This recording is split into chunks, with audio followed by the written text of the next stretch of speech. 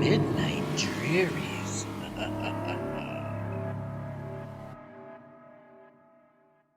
There will be no jokes about sucking anything but blood. I mean, except blood. Not butt blood, as in blood from the butt. No jokes about sucking anything except blood.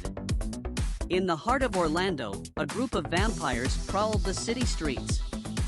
These were not your typical vampires, however, they were gay vampires who had been turned during the height of the AIDS epidemic. They were always hungry, and they never missed an opportunity to feed on the unsuspecting residents. They were determined to suck Orlando dry.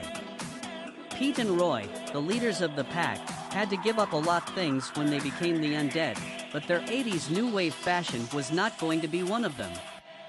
And since everything retro had returned to cool, once again they were the dancing queens of the club scene. They even made a trashy low-budget gay vampire porno series called Mondo Homo. But there was a problem: it was always sunny in Orlando. This meant that the vampires had to hide in the shadows during the day and could only come out to play at night. It seemed the days were getting longer and longer. Damn you, climate change. This limited their feeding opportunities, and they were growing weaker with each passing day. One night, while they were hunting for their next meal, they heard a strange noise coming from the nearby swamp. It sounded like a crazy homeless man yelling at himself, and he seemed to be coming closer and closer. Suddenly, a figure appeared on the horizon, riding a massive alligator. It was Florida Man, the legendary hero who had saved Orlando from countless disasters over the years when he wasn't in jail or passed out in a meth coma. The vampires were afraid, but they refused to back down. They charged at Florida Man, ready to feed on his blood. He had a wooden baseball bat sharpened at the end. He cracked Roy over the head with the bat, then staked him through the heart. Pete screamed out in grief and anger, "Kill that swamp Billy!" The other vampires were stunned. They had never seen anything like this before. Florida Man was not like the other humans they had encountered in Orlando. Most were either bad-tasting retirees from Jersey or those sickeningly sweet-blooded Disney World cast members who eat way too many churros and drink way too much sugary sodas for free from Club Cool at Epcot. He was stronger, faster, and more determined than any of them.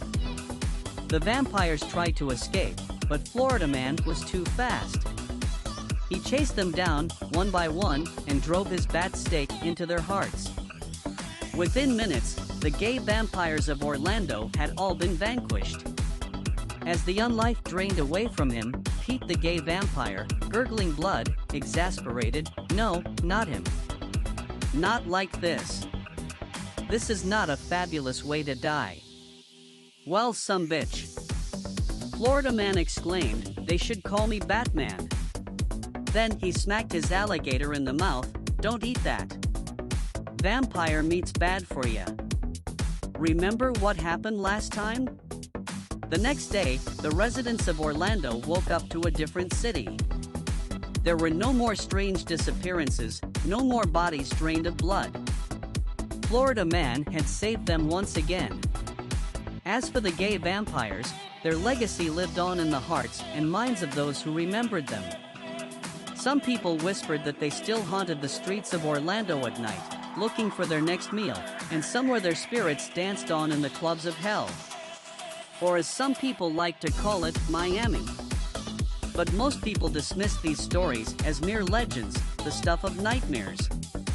They never knew the true horror that had once lurked in their sunny city, and they were grateful to Florida Man for keeping them safe, when he wasn't robbing the homes of the snowbirds who went back to Jersey for the summer, or taking a dump in the middle of the freeway, or running naked through Walmart and stealing as many ladies' left shoes from the racks as he could carry.